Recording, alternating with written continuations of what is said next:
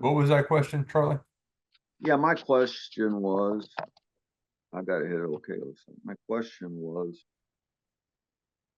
do you have I guess, a group or a certain format that your show goes on that is audio only or audio listeners only, I guess you'd say? Sort of. Um, I publish all the episodes to YouTube and to Spotify. And with the Spotify feed, that goes to Apple Podcasts and this whole array of other podcast options. It just broadcasts audio only to that. But there is video available on YouTube and on Spotify. I see what you're saying. So, hmm, how have you been? I've been good, but on YouTube, I think I'm up to 566 subscribers. I need 1,000, I think, for them to start paying. Spotify has proven to be tough to monetize so far, but I'm not really trying much. Just trying to enjoy the show again. Increasing at kind of just a slow and steady rate. Your What's that? your have the numbers been increasing slow and steadily, or was that something that jumped up of a large group, like a large number overnight, has it been just kind of inching up slowly, going from 2 to 3 to 4 to 500 and whatnot? Well, it goes in spurts. I was hovering almost at 500, in the high 400s for quite a while. I thought I'd never break 500. And now I feel like I just did, and all of a sudden I'm at 566.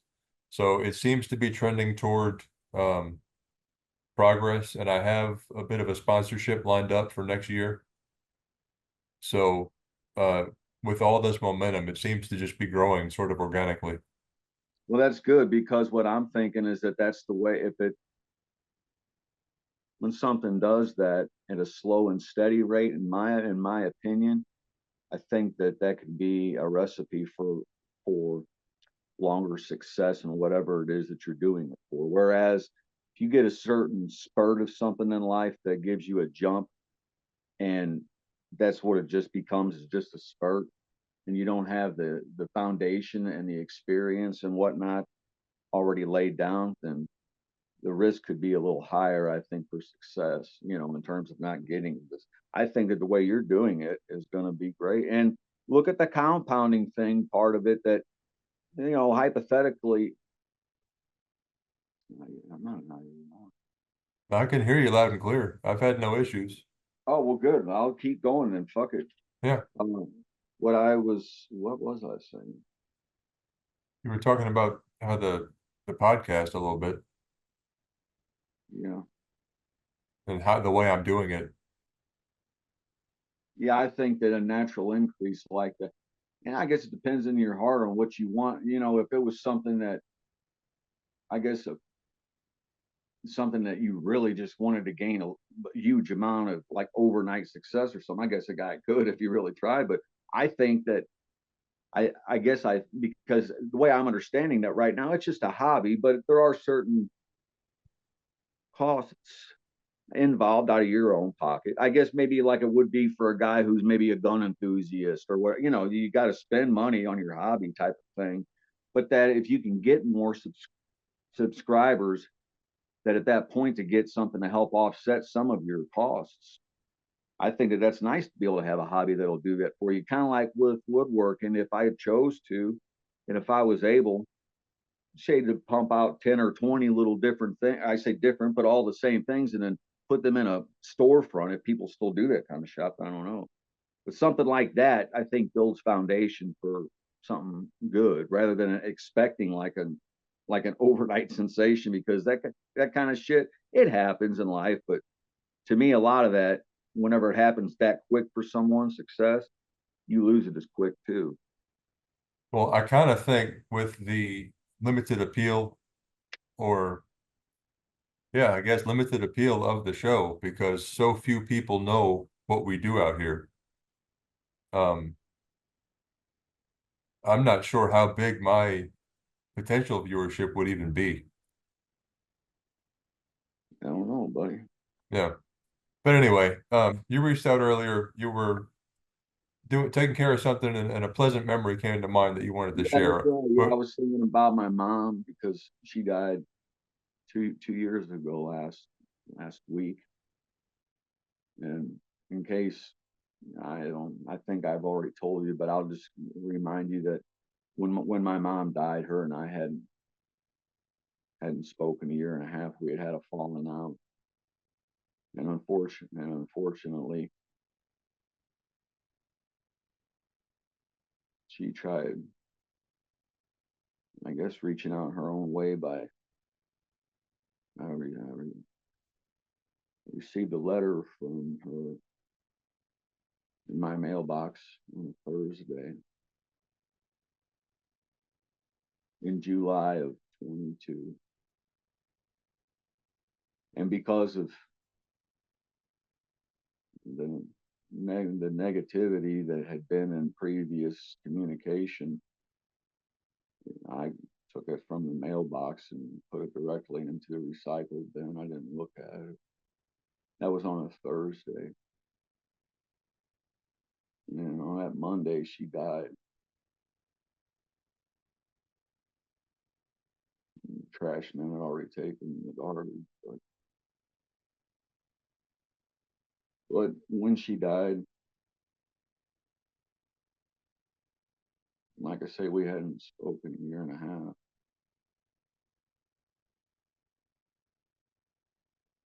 It wasn't really easy. Kind of it stings in a way you can't imagine when someone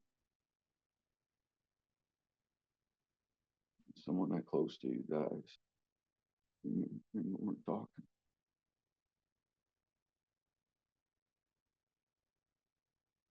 But would I change it today if she could be here? Not necessarily. Because as much as I loved my mother, what I had done was made a boundary, and she couldn't accept that. It was over money, which I think ruins a lot of relationships with people. But anyway, when I was a boy, late 70s, early 80s,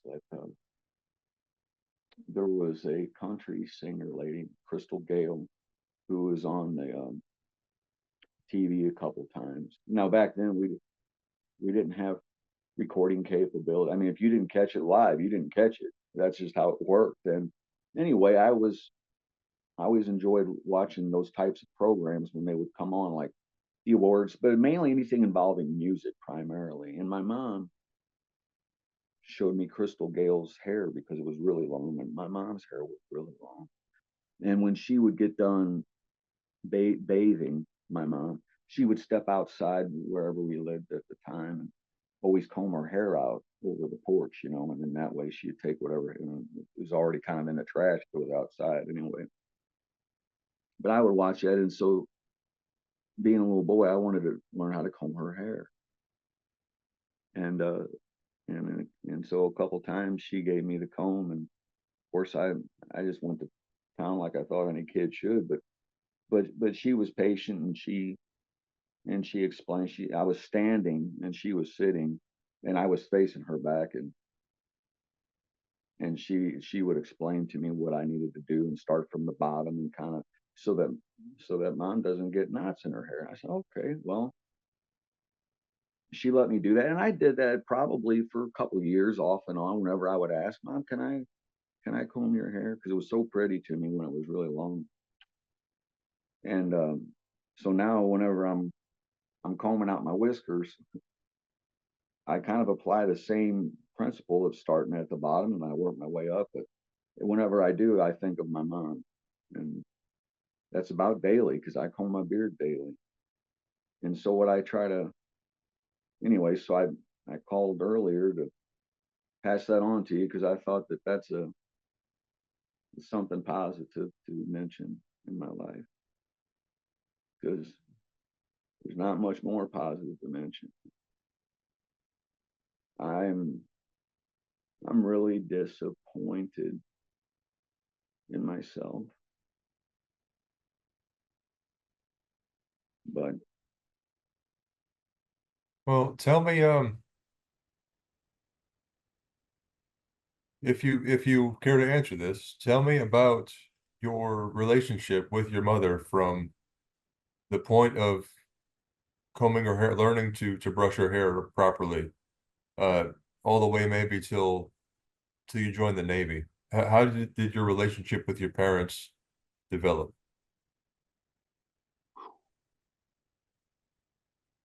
you might have to give me a second to. I'll give you a minute, brother. You're good. And if you don't want to answer that, there's no pressure. Oh, it's my chest. I'm gonna I'm gonna go sit down. I'll just take you with me because my legs don't like to be down on the floor for very long before I don't think clearly either. I gotta put that out because I don't smoke in bed, and it just so happens that my bed is in the front room because it's my damn recliner. So I don't smoke in it, and because, well, for one thing, I don't ever want to accidentally catch the house on fire for one fucking reason, but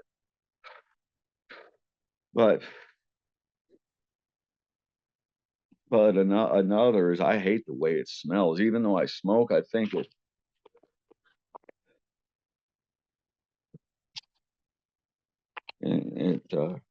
it'll make a place smell like an ashtray if you ain't careful. So it's kind of irony, I guess, that I'll fill my lungs with it, but I won't fill my house with it in certain places.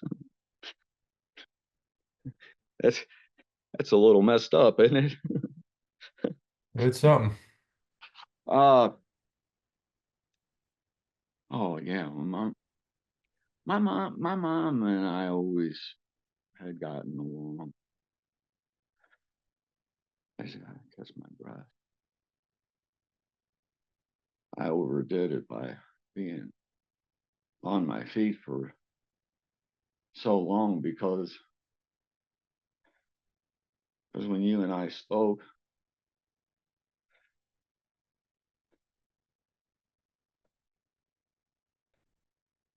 I went and made breakfast and I got dressed and scurried as quick as I could to the upstairs, and then not to elevate my feet was or my legs was probably not the smartest move. So Timmy, I'm out of breath for a while. I might have to just do this another time. That's no problem, bud. This is how my last few days have been. Well, if you want to get comfortable and kind of catch your breath and just chill out, just shoot me a text. Let me know if you want to do it later on tonight. We can do it. Okay. All right. All right, man. Thank you. I appreciate that. It's just I don't feel well.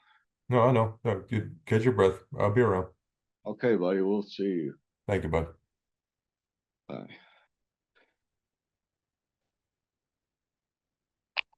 All right. Now, where were we? Yeah, I was saying that I get those attacks lately. I don't know if they're. I mean, I've it obviously has physiological consequences because they scare me. But if I either exert myself too much here lately, by saying exert, I mean I don't have to be doing much, just be on my feet. But say that I'm trying to just carry, a bag of garbage out, for example. Well, man, I mean, when I do something like that, I mean, I can do a few other things, but then I got to be ready to come back to this chair. So if I exert myself, that happens. But also if I get negative or positive emotions, something either way that makes my, I guess you'd say, that would, maybe cause a person to get excited, whether it be good or bad, that if that happens as well, it does kind of a similar thing, but it's where my heart beats really fast. So it kind of scares me because it's one of them things where I mean, I used to be able to go out and mow and be done lickety split with weed eating and everything about an hour.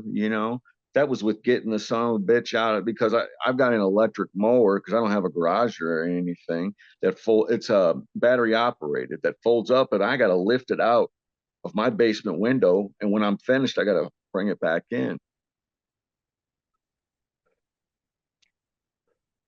And I can't imagine being able to do that right now. I did it last week. I mowed. I didn't do the back. I just did the sides and the front so I wouldn't get a ticket from the fucking city.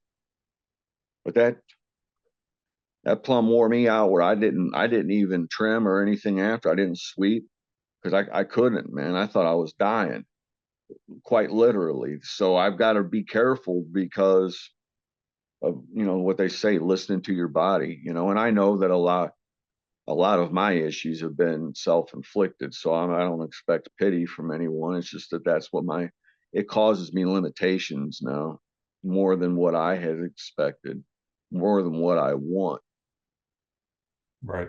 because all my hope is gone too. I mean, any hope I had of recovery from either physical or mental illnesses, it left. Well, July the July 3rd, 2024, it left. that leads me to, of course, the next question, which we've been in touch and I've been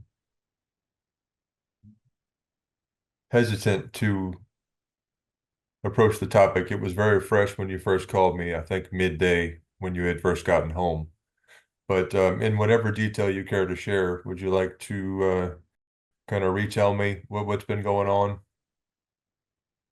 Yeah. So I've been getting mental health treatment lately from the Veterans Affairs. And for the people the coordinators and for the people in place that organize the treatment meetings, the social workers and the counselors, you couldn't ask for better people, man. They're really, a lot of them are there and could probably make more money in the private sector, but I imagine that they keep doing what they do because of their love for veterans, and that shows, and from a lot of them. So that makes me feel good, and I'm grateful for that reason alone, for the VA allowing me to get health care from them. But in addition to that treatment, underlying issues such as financial um, happenings, or things that can happen and probably will pretty soon, along with the fact that I'm alone 98% of the time. There's loneliness, that none of this is a recipe for a long life. So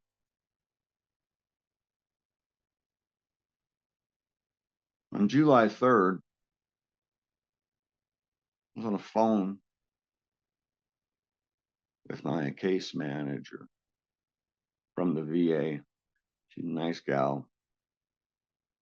She calls to check on me. She is the senior suicide prevention team main person. And she's been calling fairly regular since April. and to check on me, see if I need any resources, if there's anything she can do to help, and so forth and so on. She was actually the one who was able to get me the initial consult that I needed for treatment, for virtual treatment, for mental health, for PTSD, substance abuse, and things. She was able to set those up for me, you know. So when we were on the phone, and I'm going to tell you exactly what you know. It may change someone's opinions about me either way. I don't really give a shit, but it's the truth, and that's what you know, I'm not really embarrassed by much anymore in my life. But on that July 3rd phone call, under normal talking conditions and so forth, so on, of my status, which by the way, I mean, she's aware of, and she should be. She's the one trying to help me. So she knows these different ailments and diagnoses that I have and issues that I have. She she asked me on that day, it was 1 o'clock, and I was a little better than what I am now in terms of physical. You know, I felt a little bit better, not much, but a little than what I do now. As she said on that day, she goes, Charlie, why don't you go to the doctor and have them check you out? You know, and I told her, I said, I haven't, because I haven't had insurance for the last year. And now, even though, yes, I just was approved for health care from the VA, I make co-payments like someone would if they have private insurance type of thing. That I told her, I said, I just hadn't done it yet. And I told her, I said, I got to tell you, I said, I, I don't really see any reason why of going to one just for them to tell me that I'm sick. I know I'm sick. I know I've got something wrong, but I don't want them to go poking with a bunch of needles and whatnot, because I'm in pain as it is, you know. And she says, well, but you know, she mentioned my son. She's, you know, little Charlie and his wife, and being around for the grandkids and this and that. And she got to tell me about the VA's program, or reiterating about the VA's program that they have called Whole Health. And it's where you get assigned a, like a counselor, like a coach, and you start a process not just for medical rehabilitation, but for your whole life kind of thing, and different aspects of your whole health in terms of everything physical and social, like, say, you know, getting part of like a going to a swimming pool, or different things of, you know, psychosocial, all kinds of different forms of education, therapy, and benefits through the Veterans Administration that a person can get, type of thing, you know. And I told her, I said, well, another reason, and which she knows, I don't like needles, and I hardly drive any longer, you know. I've driven twice this year, and that was with my cousin with me, both times. I just I don't feel comfortable driving. So she said, and so here's the thing I want to say that I don't think I've said to anyone other than her, and that is, she knew from our interactions that I'm a gun owner, licensed gun owner. I've been a responsible gun owner my entire adult life. But I had agreed back in April, when her and I first met, that we did both agree it might be best. I don't go anywhere anyway. Again, I mainly had them for whenever I travel for, you know, protection, or at the house just for immediate entry protection. But other than that, I said, yeah, I'll lock them up, you know. And And in that way, if I was feeling down about myself because of my financial situation or whatnot, yada yada, they're not readily accessible. Although none of that really I felt like applied to me. I felt like if I tell someone I'm going to do something, I'm going to do it. And so she asked me if I would, because I was at a high risk on their algorithm thing. When they punch in all the information, I threw up a red flag, you know. So now that's in my chart. So that's why I'm assigned a caseworker, because of that. On this day, she had asked me if all my guns were still locked. And I told her honestly, no. I said I had unlocked one and I've got it near me just because I've been having these attacks.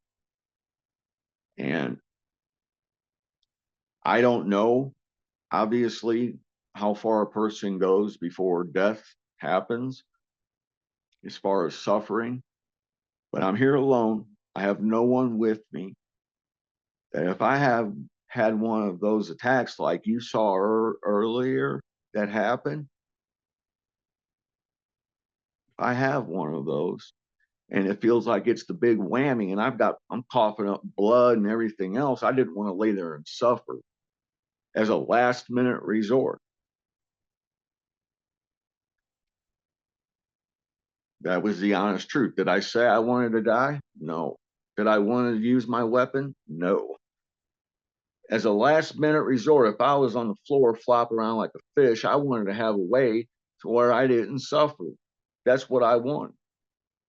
So she asked me very politely, "Hey, you mind we call your son Charlie?" I said, "Not at all, because he's on my plan, on my safety plan that I've arranged with her as my primary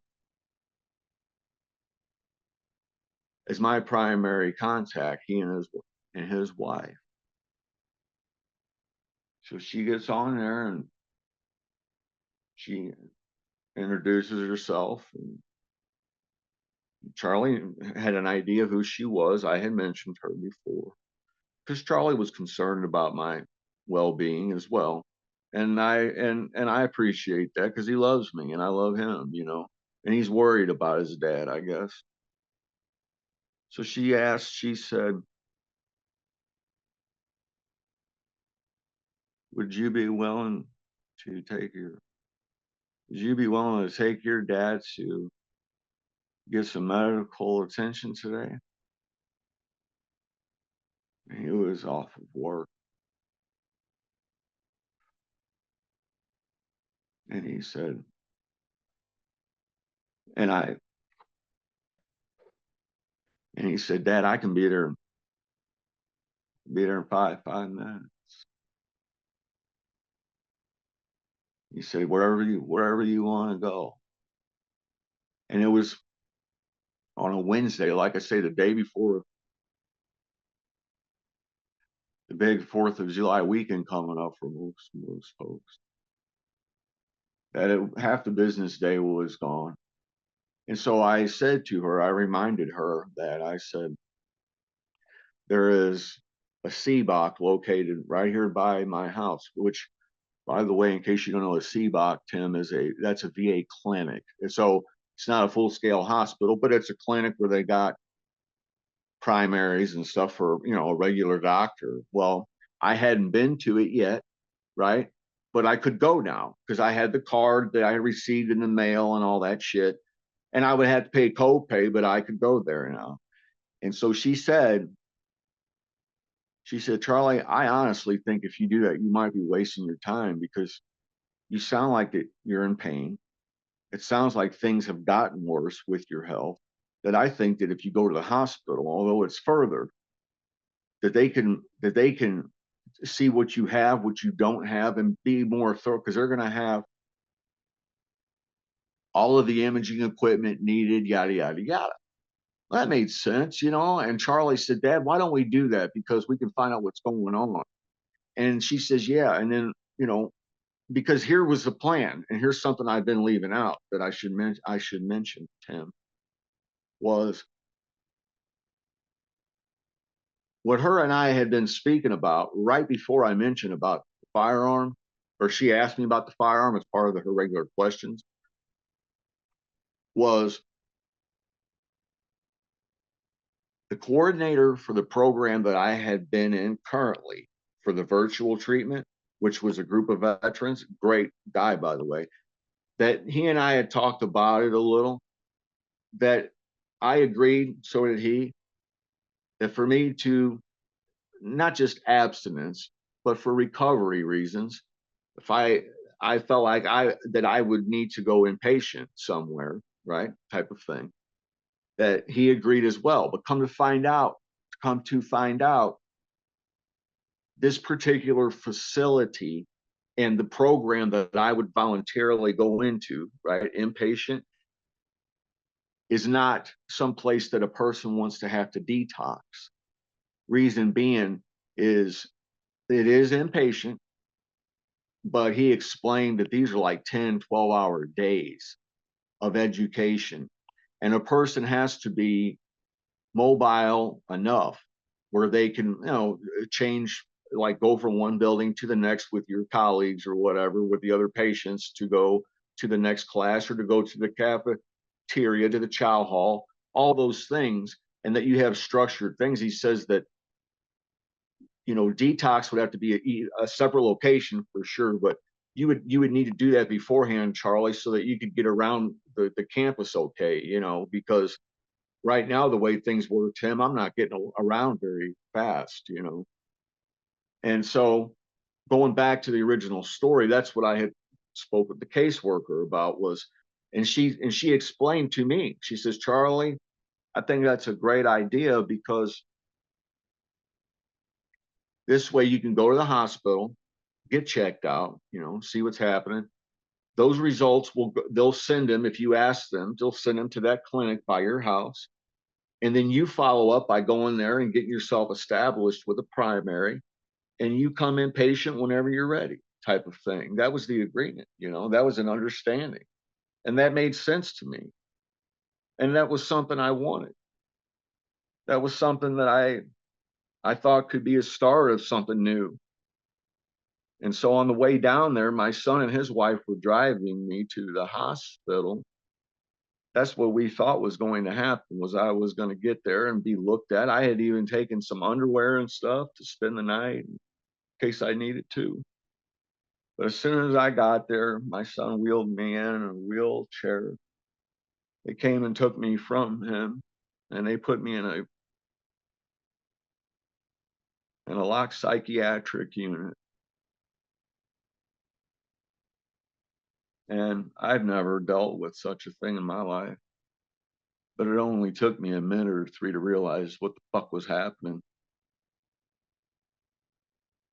That when it did, there was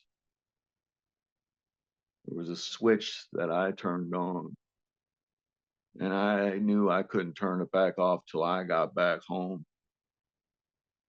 And that switch was something I've had to do before. But that includes nothing but politeness, respect, things of that nature. No resistance, no threats, no excitement. Conformity. Conform to what's being happening right now. And so they held me involuntarily for 5 days, 5 nights.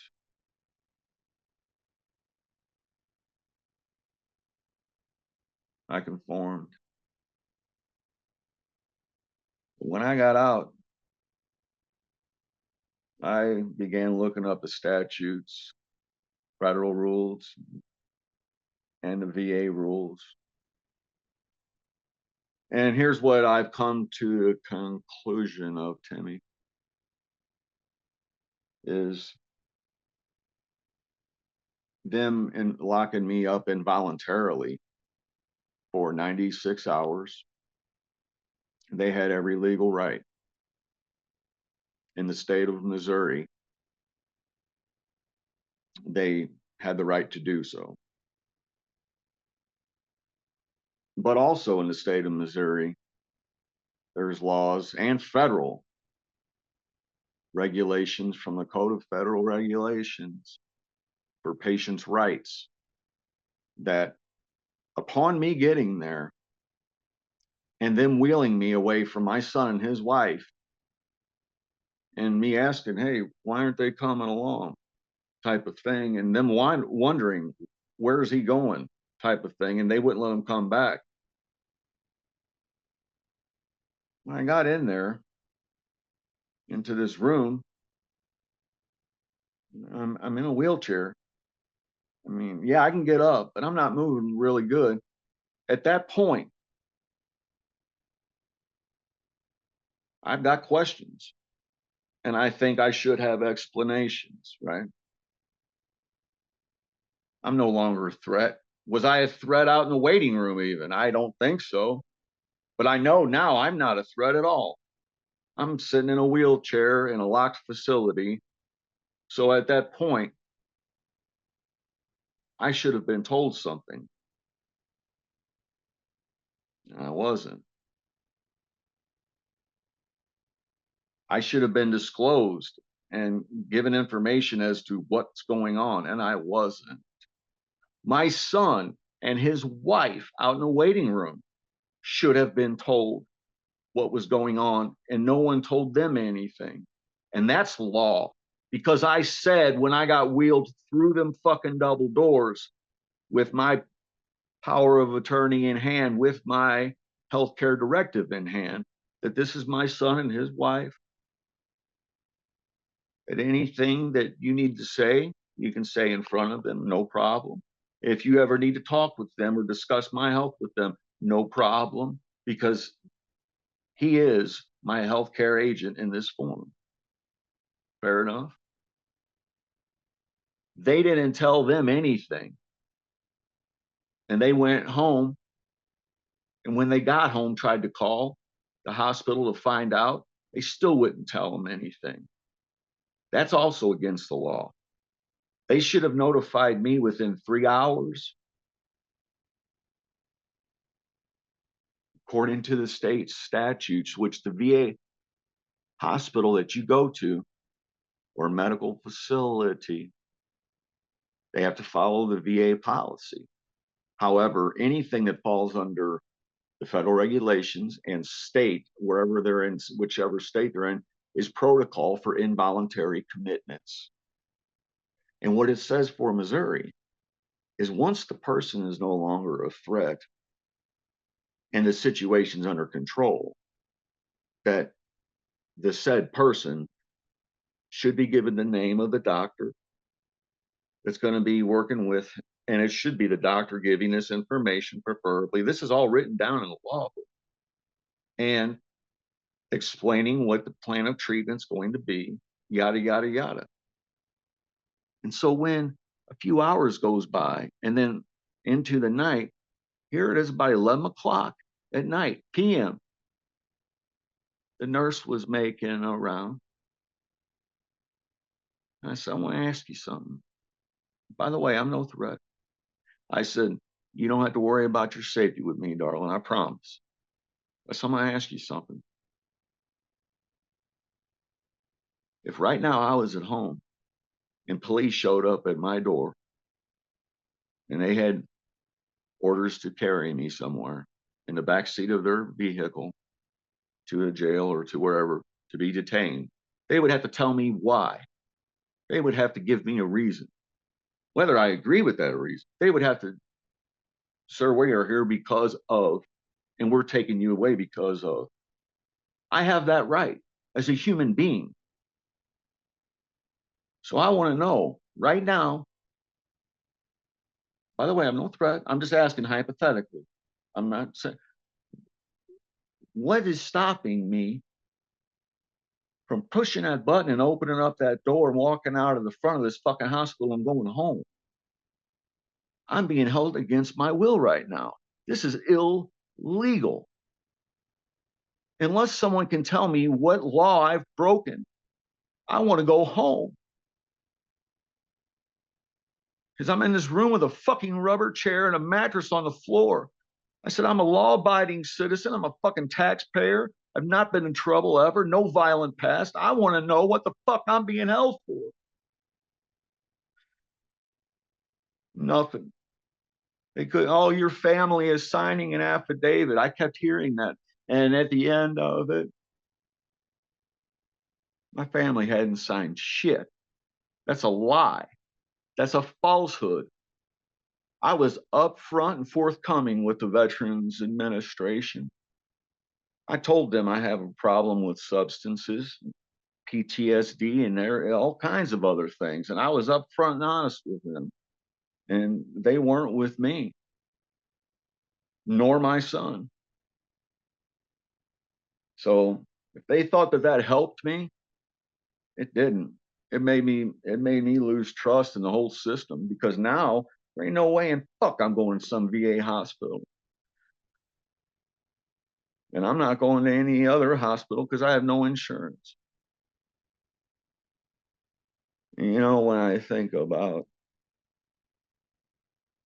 people at the emergency room, I mean, I guess if I were in their shoes from their perspective, I try to put myself in other shoes every time something happens to me, good or bad, good or bad. That they see on their chart, guys coming in, white, bald head, long beard, blue eyes, addicted to several things, PTSD, Persian Gulf War veteran.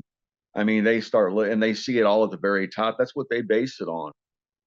High suicide rate, the high risk flag for being suicidal, and they see that, and they draw an image of me before I even get there, and say, "Man, we better be careful with this fucking guy." So here's my thing. Okay, I get there. I'm not the Dick the Bruiser that you thought I was. Okay, I'm a guy in a wheelchair who's barely 50 that I want to find out what's going on, and I've got my crew here with me because my daughter-in-law, she's as sweet as pie, and I thought, man, if she'd be there, she's off school for the summer. She had been from college. That this way, if I had to spend the night or something, she could stay there with me. They want to take me away in a fucking stretcher in an ambulance, fucking strapped down like all my arms and shit. What am I gonna do? You know, I mean, I'm not, but and I'm not saying that folks don't need that. They do. I guess there's a lot of guys and gals that they have certain what's the word, agitated uh, moods or aggression that they need that, and I understand that, and that's why that's there. But once they got me into their locked unit and they saw that, okay, and then I calmly and very cooperatively say, hey, what's going on here, you guys? Can you help me out a little? Tell me what's happening. Someone should say something to me. Tell I'm a human fucking being. It wasn't until the next day. Well, like I say, they had every legal right to do what they did, but they also had a legal responsibility to disclose to me what was happening. Can you imagine the torment of what it's like sitting in a fucking room, curled up over in the corner in the physical condition I'm in? Because I was there to get help. I was not being helped, especially when I got out days later and I had nothing but blood coming out of my rear end for the next 3 days. That's not helping me. And to not take when when I expressed, hey, I understand that you took blood and urine. I appreciate that. Thank you. But if you can take a picture of my back, do an x-ray, something maybe on my heart, because I know there's some stuff going on. I don't know what it is. It might be something as mild as rheumatoid arthritis, or it can be bone cancer. I ain't got a clue, but they didn't do none of that. And I think that those violations are a right for, and not just me, for anyone in that situation. Had I been swinging my fists and being out of control and disruptive, I could understand until they had enough nurses to pin me down and strap me. None of that happened. So they should have. And here's what the law states, Tim: least restrictive means necessary for the veteran. Okay. You've got me into a room against my will, me not knowing I was coming in here. Now, please explain to me what's happening. And nobody did. That is not, it's not humane. If you're going to hold someone and keep them and their person from leaving that room, to me, you better have a reason. Wouldn't you agree? I would. That's where I'm at right now. Well, I remember pretty vividly I think it was around lunchtime when my phone rang and it was you. You had just gotten home. I'm not sure how long you'd been home when you called, but I'm glad I could be there to field that call, bud. I I can't imagine what you're going through. Uh, I do appreciate you sharing it, but fill me in, I guess, since you got back home that day, that call with me, and then everything that's happened since. I know you said your son visited for a little bit, and today you had that pleasant memory of your mother. So I'm hoping something might be turning here for you. Yeah, but unfortunately, it's not been turning in a positive way. Last few days, I feel like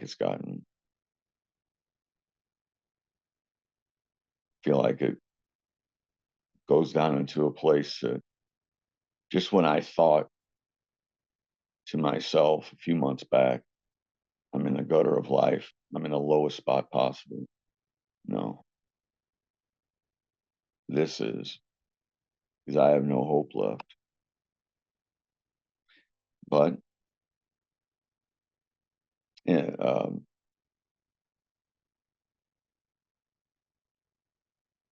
agreement I made with my son, and I was glad to do it for him. And I appreciate and respect him a lot because I can't imagine how some people would have had a hard time asking me. Was when we got home that night, he had to pick me up.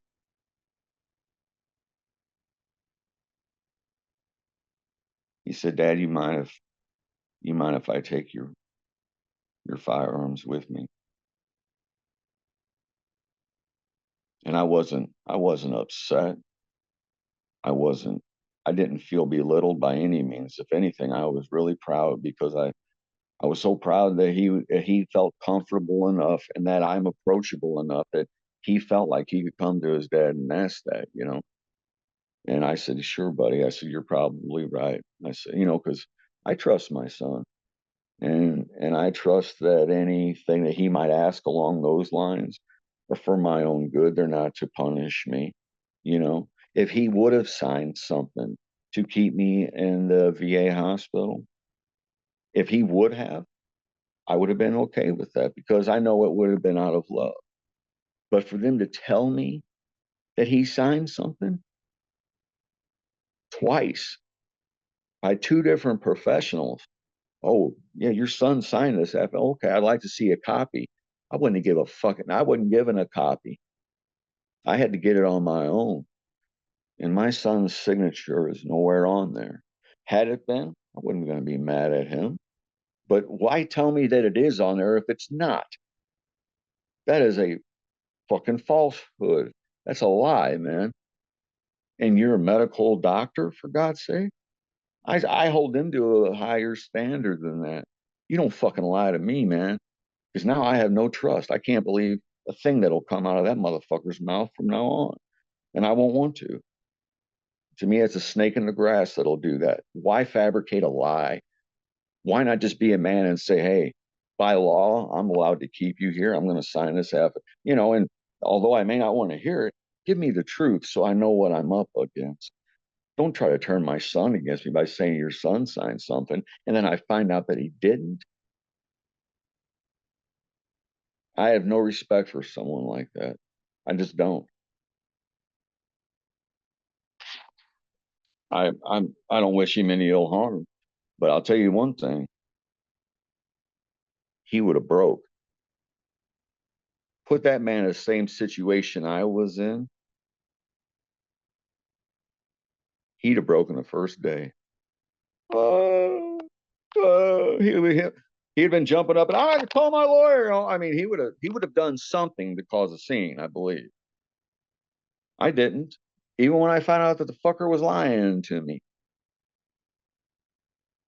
But I'd like to see him survive 24 hours in that condition where you're being held against your will and you have no prior history of violence, none of that, because someone else has lied to you. You know, I have no use for someone like that, and nor for an organization that's going to do that to me. Like I said at the beginning, a lot of good people at the VA that really do care, and I appreciate for the time that I was there for them 5 days.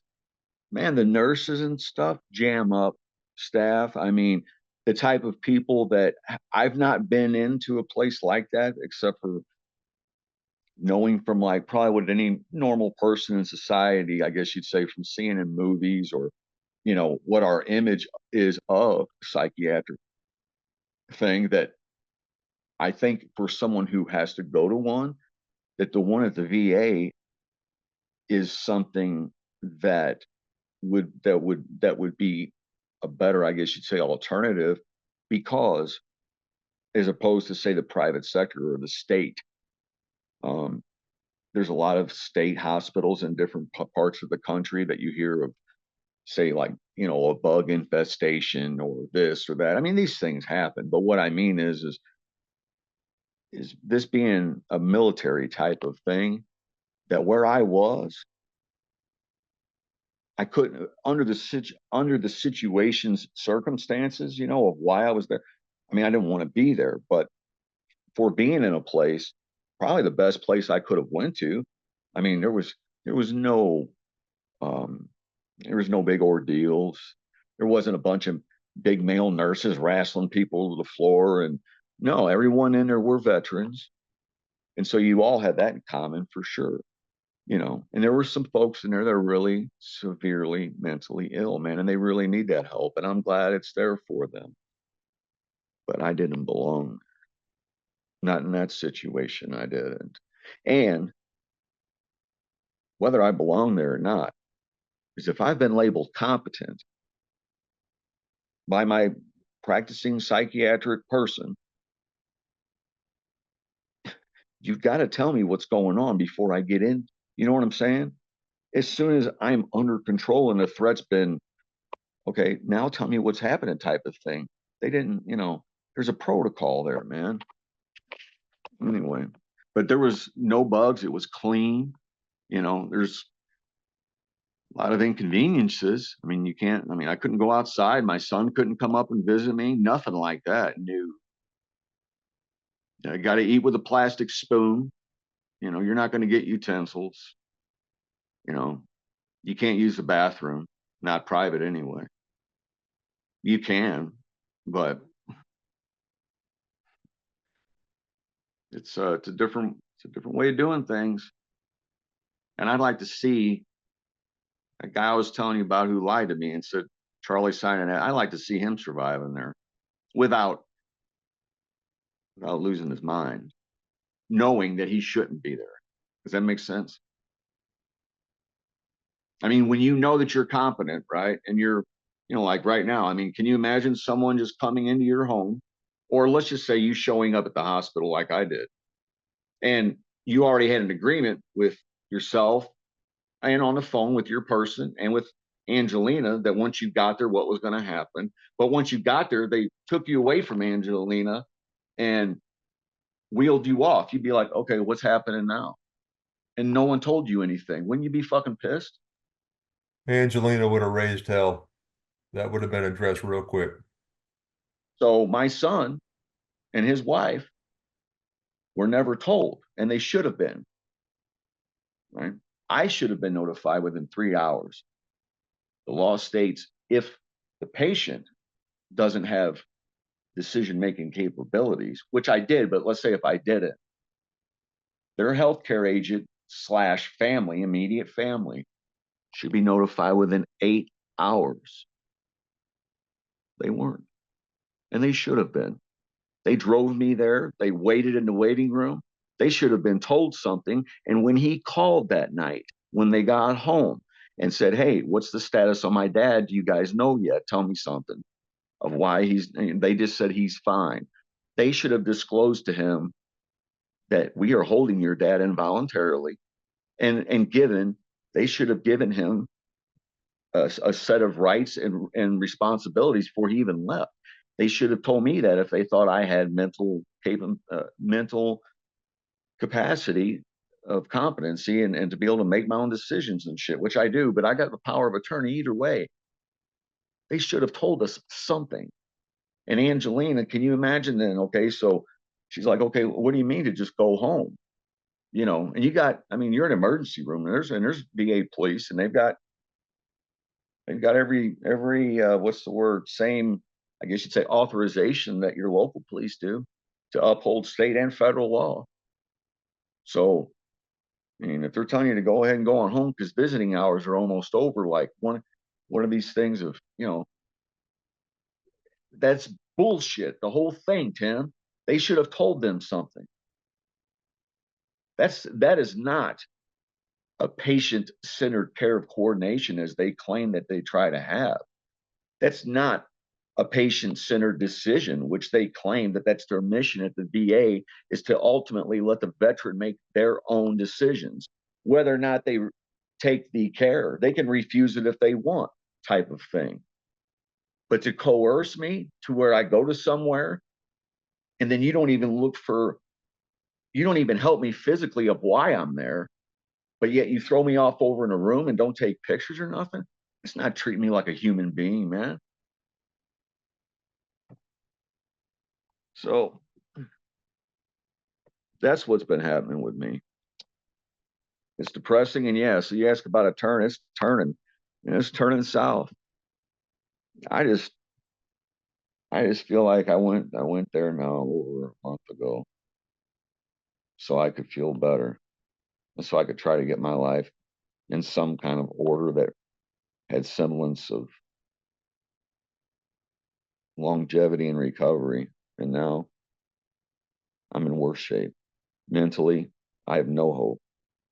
Where I had a little before, I have none now, and physically, I'm in, I'm not in any better condition than what I was. I don't have ankles anymore. I have cankles because my lower part of my legs swollen, retaining fluid. That's what I guess it is. That's my life. Well, I don't want to end there. Um, how's Charlie doing? I know that wedding was fairly recent. How's everything been going in his life? They just had their year anniversary last Sunday. Isn't that hard to believe? A year, man. Hmm. He's doing good. He and his wife, she's doing well. She and Charlie both, I guess, are getting ready to resume school. You know, and she's much further ahead, I believe, in her credits and whatnot, probably than Charlie. Well, for the obvious reason, she's also older a little. She graduated the year before Charlie, but she's been physically going up until now, up until I don't know if she is this season or not, but each semester she's been going to the physical building of Monday through through Friday, and Charlie takes her, and then he goes on off to work and whatnot. Charlie was doing his stuff online in betwixt work and whatever. So he was doing, I think, like less credits, like more part time maybe education, I guess you'd say, and working full time. But anyway, so I guess they're back in the swing of school now, and yeah, he seems to be doing good, and I'm glad for both of them. They because I told them on their year anniversary, I said, man, that's an accomplishment. I mean, I'm just glad for them that they have each other because I think that people need other people and they're pretty neat together whenever I'm with them. And she's as sweet as pie to me, my daughter. So I can't complain. And they brought me. It was like a pre-anniversary celebration for them. A couple of days before that they came over and they brought me a big bucket of chicken and some sides and we threw on the television and just sat around bullshit for a little bit. And I didn't know on Sunday, which was their anniversary, if they had plans for, big plans for a big old party and a bunch of streamers and glitter and or just a nice low key dinner, maybe hanging out the house in your underwear, who knows. But I'm really proud of them either way. And and I'm glad that they have each other. I I had almost considered looking into getting well, not I guess technically a therapy dog is an animal that's allowed, I believe, into hospitals for companionship for older folks. I was looking for they have animals for emotional support, for PTSD and some other things that I didn't know even existed. I mean, I saw one video of this guy. He's in his front chair, excuse me, in his chair in his front yard underneath this tree, and he was a combat veteran, and he's sitting under this tree in what apparently was his front yard, and he started talking about one of one of his experiences. And when he got to a certain point, I guess you'd say, that the emotions started coming, that his dog sensed it I could see like the interaction they had. The dog senses it and it gets up and starts providing support before he even gets to that point because I don't know if it's the person's voice, if it's their heart rate. I don't know what it is, but these dogs are trained on something that they sense whenever. And anyway, he provided this dog got up a little bit on the veteran's lap with its two front. It was like a German Shepherd or something. I don't know, but it knew what to do to make him calm, to keep him regulated a little bit better than maybe he would have been without the dog. And I thought maybe I could look into one of them. I don't know. I mean, I like to have a plant sometimes, just something alive, a plant or a cactus or something. Been hotter than a horse dream up here, Timmy. All right. But we just now are finally getting out of this big, long, just hot stretch. I mean, all sweaty and shit. I mean, in the high 90s with, yeah. So that finally broke. And then these last couple nights, I've been grateful because I've been able to open up the windows and let some fresh air into this prick, and get things moving around a little. Yeah. I feel like if you get in a stagnant place of air, it don't feel good. It's been 104 down here and humid as shit. Mm. Yeah, you can have it. I don't. I'm gonna be honest with you. I don't think that because on those days I had my air conditioners on. I don't think I'd survive without the air conditioner on days like that anymore. I mean, I think I should be able to under good normal health conditions, but right now I think that would probably do me in.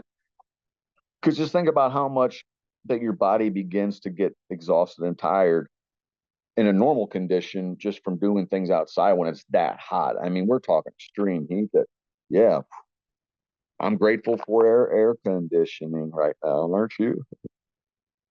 Speaking of which, mine actually went out the other day.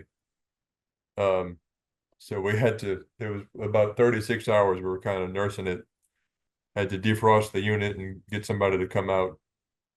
But we Do got you a you have a central unit or window units? central. Gotcha. But luckily, my wife picked up a mobile AC unit that's its on wheels. So you just plug it in the wall wherever you're at.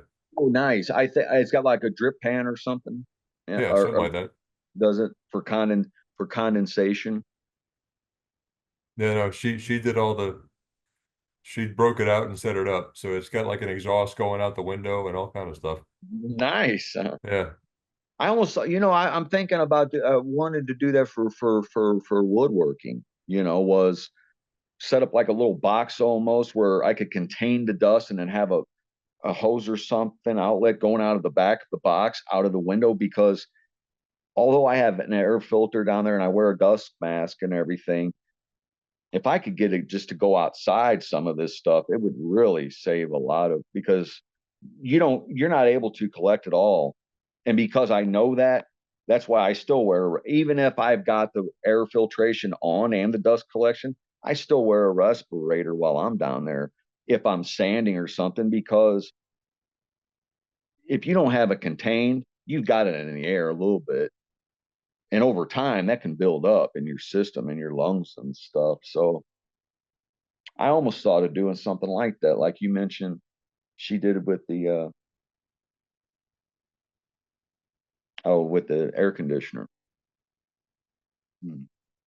Have you ever heard of the indoor dryer filters or exhaust rather? Where I guess people maybe that live in like apartments or condos, I'm guessing in certain places of the world where if they don't have any access to piping out their dryer vent, that you can get them on Amazon, that they look like about the size of a 5 gallon bucket. And you hook it up and there's like a water collection system and whatnot that I had almost considered doing. Well, I looked into it for the reason of where my dryer is located in my basement. It goes through 30 foot of hose in order to get pipe to the outside. Okay. That in that 30 foot of hose, which I got a drill attachment that I can just a couple times a year, I can, try to get all that old lint and shit out. But I got to thinking, I thought, instead of doing this a couple times a year, why don't I look into the cost of one of those? And I looked into it. The cost wasn't why I didn't do it. Why I started reading up on like reviews, and I guess you'd say trying to educate myself. And basically, what I came up with is the general idea is don't do it unless you absolutely have to. That if you do, definitely get yourself a good system or whatever, something that's going to contain it. But if a person really can avoid it, that between, especially like say, if you have a dryer that's ran on gas and you're putting that, you're emitting that into your house, that's automatically a risk, things of that nature. That's after reading all that, I thought, fuck it. I'll just do this 2 or 3 times a year and call that good, because it was actually it wasn't going to be that much for me to do it financially, you know, but I could see I could see where doing it the way I'm doing it, that's probably my best option. To see where like my dad's, and this is a duplex, his dryer, it's like a 4 foot connection from his dryer to the to the exhaust of the house, and it's just one connection. I've got 30 foot worth, and there's one, two, three, 4 elbows. Well, that lint, man, that shit'll catch in them elbows if you ain't careful. And it can cause a fire or it'll back up. You'll get birds living in there, all kinds of shit. I've experienced, but I've got her now where I got her down to a science. But yeah, I'm happy just being right here at home. I've been I've been better as far as health goes, but mentally, I couldn't be any better than what I am right here in my own house. I'd rather suffer and be miserable here any day of the week than I would anywhere else. So I can get if I get up middle of the night, gotta go to the bathroom, I can. If I want to get a snack, I can. You know, I'm not here to hurt anybody or I'm just glad to be home, and I won't leave my house, not unless it's with my son. I'm not leaving. I got groceries the other day for Margie, and I asked her to go to the ATM for me as well. I'm not leaving. Not for now. Well, I appreciate you keeping in touch, man, and I really wish that day you called. I really wish I could have been more attentive to you than I was, or than I feel like I was.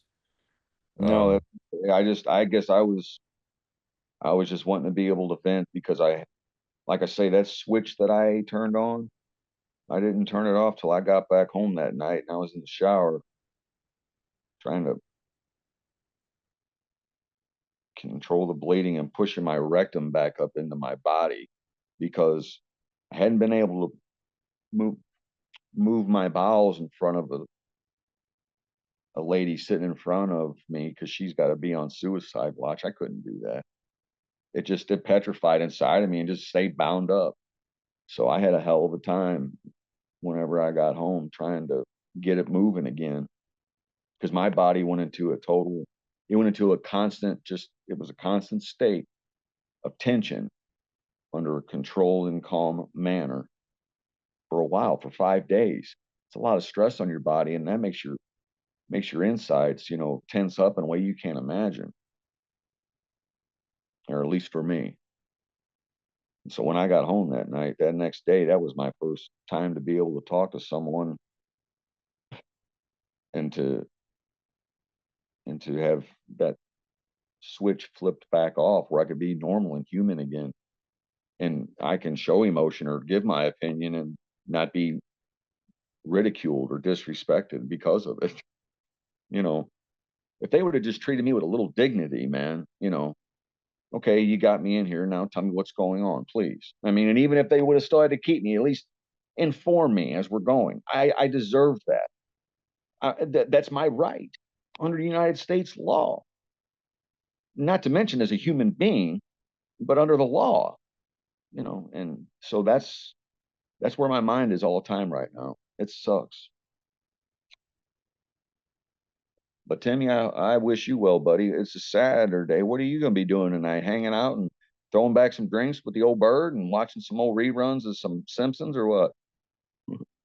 I'm actually been podcasting off and on all day. Angelina's over at her dad's still hanging out with family this afternoon. Nice. How's Angelina's dad doing? He's coming along. He's coming along. And you said he's 75? Yeah. Well, I wish him well, and I hope everything is going good for her, and because Yeah. that's tough, whenever you got to try to take care of a parent and try to arrange it with whomever can help him. That those are stressful times, and those aren't the times that you really want to remember that person in that state, or in that condition, but you want to spend time with them because you love them, type of thing. But it's Yeah. work, man. So, well, my hat's off to you guys, and I hope you have a great day, buddy. I appreciate it, man. We'll keep in touch. Okay, Tim, we'll see you, pal. Thanks. Bye.